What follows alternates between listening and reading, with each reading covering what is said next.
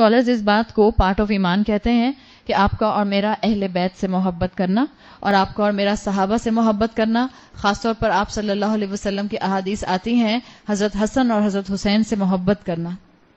آپ ان ساری ہستیوں سے اسی وقت محبت کر سکتے ہیں جب آپ ان کو جانیں گی.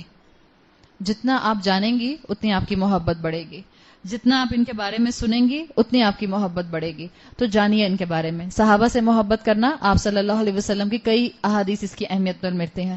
حضرت حسن اور حضرت حسین سے محبت کرنے کے لیے آپ صلی اللہ علیہ وسلم نے فرمایا صرف مومن ان سے محبت کرتا ہے اور منافق ان سے نفرت کرتا ہے.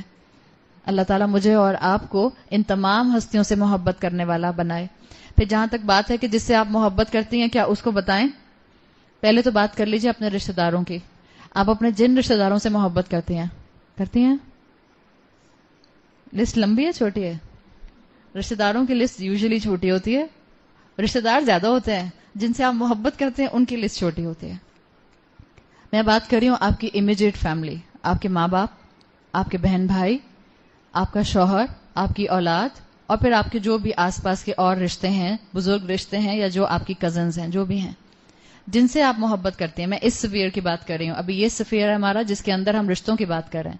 جس سے آپ محبت کرتے ہیں پلیز اپنی محبت کو آرٹیکولیٹ کیجئے. ان کو بتائیے میں آپ سے محبت کرتی ہوں. آپ امیجن کریں کہ آپ کو اپنی ساس سے بہت محبت ہے یا ساس کو اپنی بہو سے بہت محبت ہے. ہنسی کیوں آ رہی ہے آپ کو؟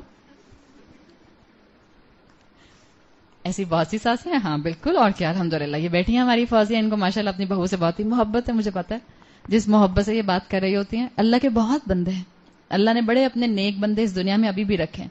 ہاں ہم بہت بگڑ گئے، ہاں ہمارا بہت ویلیو سٹرکچر ڈسٹرب ہو گیا اور ڈسٹارٹ ہو گیا، مگر اللہ نے اس ملک کو، اللہ نے اس امت کو قائم رکھا ہوا ہے بہت سے نیک لوگوں کی وجہ سے. اللہ ہمیں بھی ان کے پیچھے پیچھے چلنے کی توفیق عطا فرمائے. کوئی ساس اپنی بہو سے بہت محبت کرتی ہیں. اب ساس کو چاہیے شرمائیں نہیں، کہہ دیں بیٹا مجھے تم سے بہت محبت ہے.